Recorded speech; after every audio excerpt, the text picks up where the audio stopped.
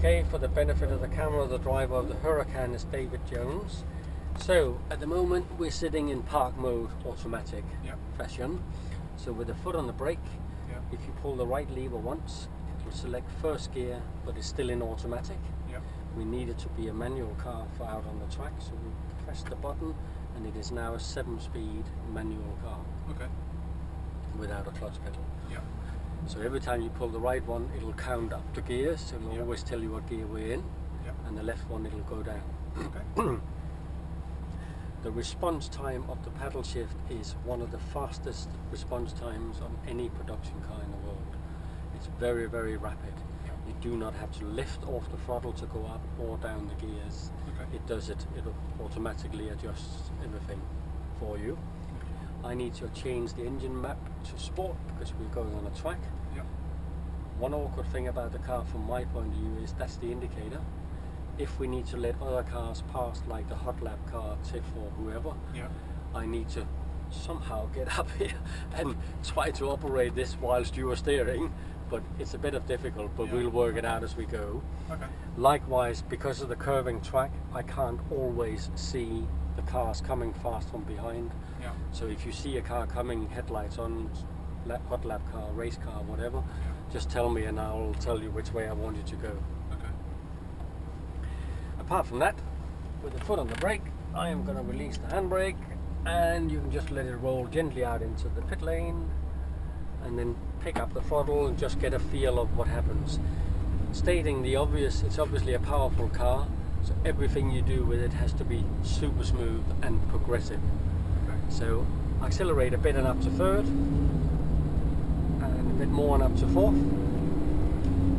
back down to third. You feel it's very snappy, very instant, back up to fourth. Now if you look in the mirror you can see the car is wider on the back, so we want to miss the blue cones on your side.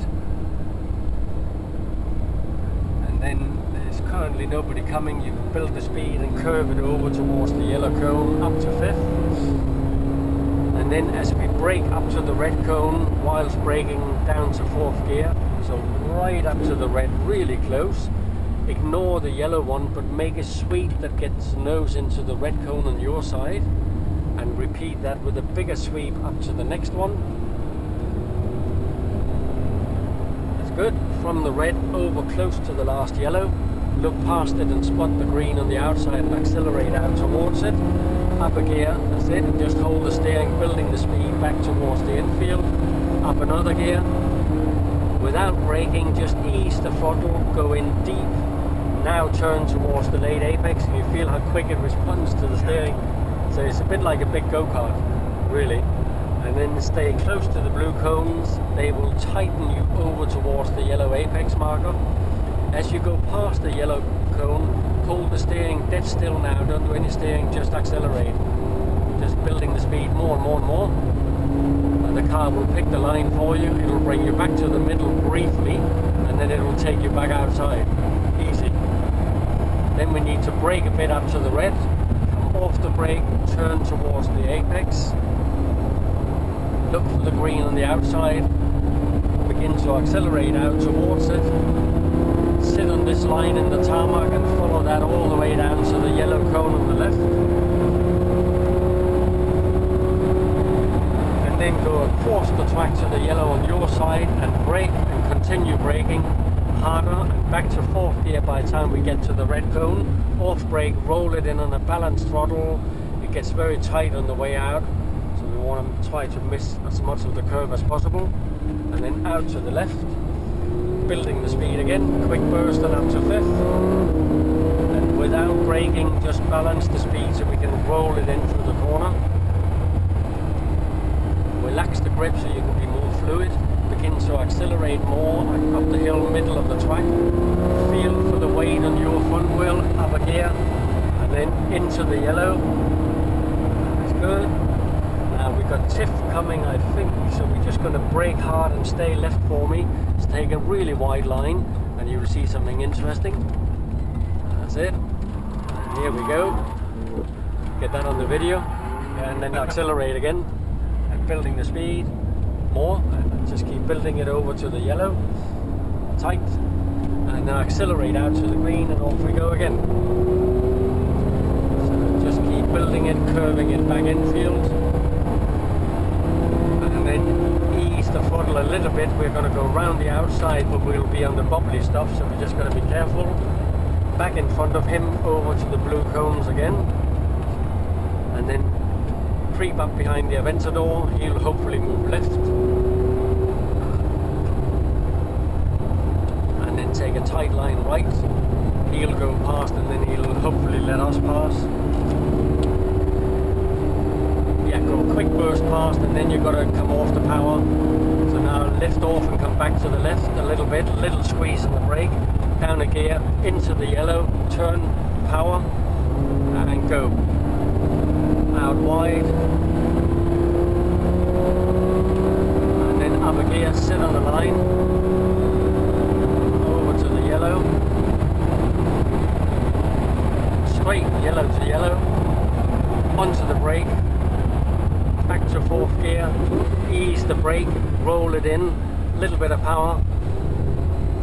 That's good. Come further right before you go left. Now it'll be easier. Back on the power. And a quick burst and go again.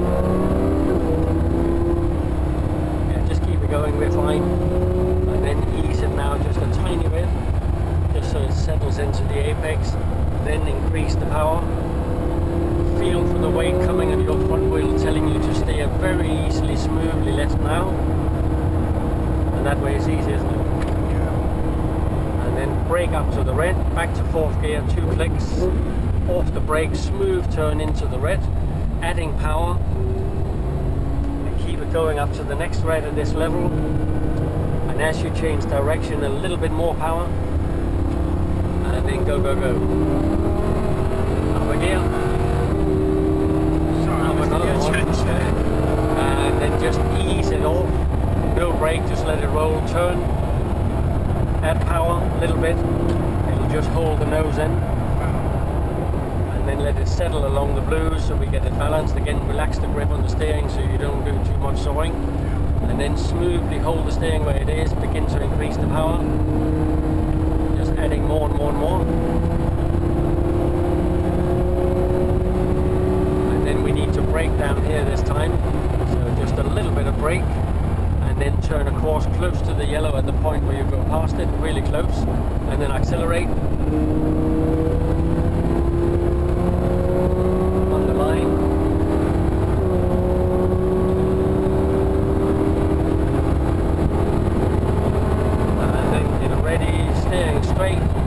Then brake, and then down for the gears, fourth gear, ease off the brake, and just let it roll in. Now we sadly got to go back into the pit lane on this one, so once we're through here, we just keep right, and then feed it in there. Let's just follow it.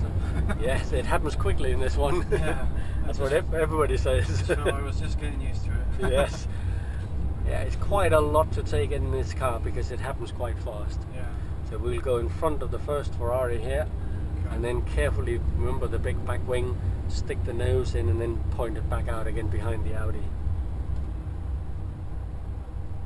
Yeah, and then we just a bit closer to the R8 and then point it outwards. That's it, perfect. Just straighten the wheel. That's it, and then we'll stick it in park. And handbrake. Start, stop, off, and the rocket has landed. We'll just let it sit and cool a bit here while I put this in. Good. Enjoyed it? Yeah, yeah. Just I got the Renault X with 5 laps in that. I was thinking, okay, it would have been better to have 5 laps in this because you can get to build that progression, yeah, confidence. You will enjoy the Renault, though. Trust me, you will. Definitely. They're really good fun. If I can fit in it, I'll be fine. Oh yeah, you can.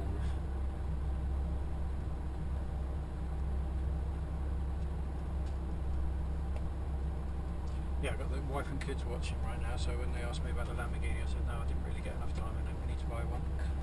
Yeah, sounds like a good plan, doesn't it?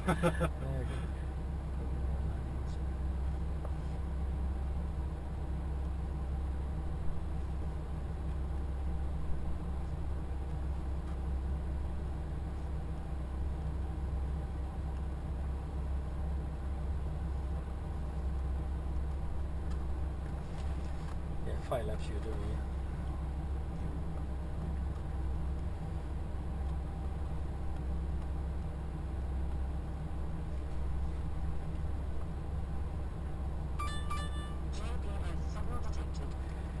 The thing to remember when you move down to the single-seater from a car like this is that a single-seater is a pure race car, no electronics aids to help you, no power-assisted brakes, servo steering, traction control, none of that.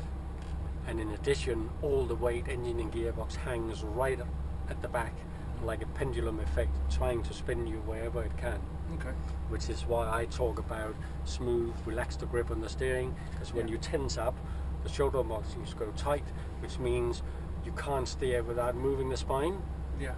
So The steering wheel on the single seater is even smaller, less room, so you don't want to be able to do this because you will have harnesses on. So you need to have relaxed, loose grip on the steering wheel so you can actually steer and holding the spine dead straight, dead still. And that's the way to get it fluid and smooth. Okay. You will enjoy it. Thank Well you. done.